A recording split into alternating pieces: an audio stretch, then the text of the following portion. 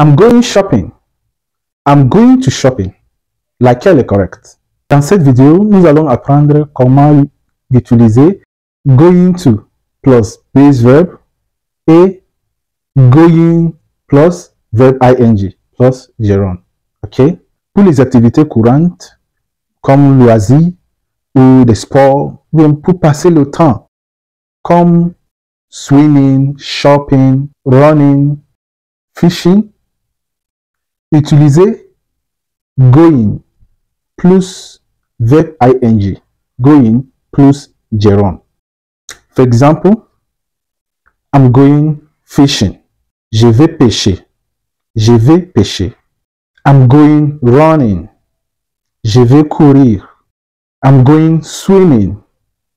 Je vais nager. Dans ces phrases, vous allez remarquer que ces activités n'ont généralement pas besoin d'objets directs, comme un lieu ou une chose après d'elle. Maintenant, faites cela. Comment on dit en anglais? Je vais faire du shopping. Écrivez ça en commentaire.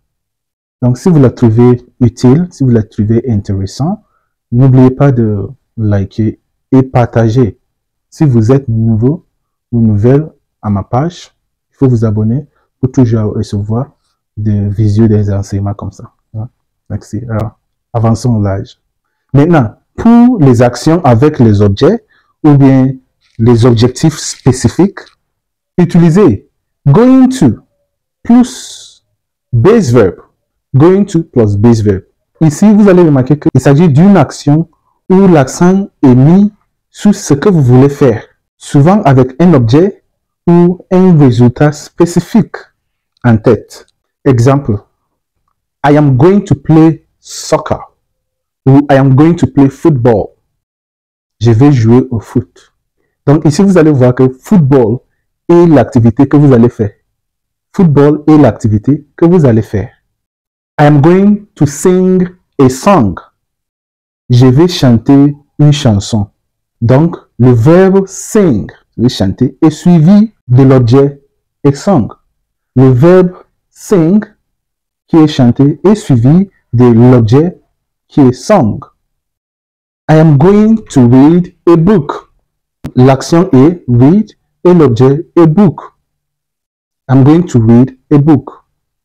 Maintenant, comment on dit en anglais? Je vais boire de l'eau. Je vais boire de l'eau. Comment on dit ça en anglais? Écrivez ça en commentaire. Pour conclure, utilisez going plus ing plus gerund, principalement pour des activités qui sont généralement comprises comme des activités de loisirs indépendantes, où l'activité elle-même est l'objectif et non le résultat précis.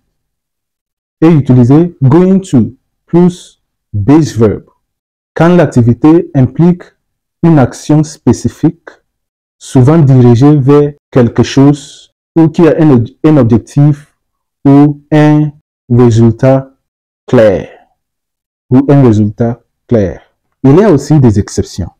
D'accord? Par exemple, on ne peut pas dire I am going singing. Ici, ça n'a pas rentré. C'est vraiment une exception. Vous allez voir qu'en anglais, il y a beaucoup d'exceptions en anglais. Hein? Donc, pour maîtriser ces exceptions-là, il faut vous lancer dans la langue. Il faut beaucoup pratiquer la langue. C'est comme ça que vous allez découvrir beaucoup d'exceptions en anglais. Il y a beaucoup d'exceptions. Okay? Donc, c'est comme ça que vous allez découvrir beaucoup d'exceptions en anglais. Par exemple, on ne peut pas dire I'm going singing. Non, ça n'a pas rentré. Ce n'est pas bon. C'est pas correct. Okay? Il y a des exceptions aussi. Avec cela, je crois que vous allez avoir la capacité de bien vous exprimer en anglais correctement.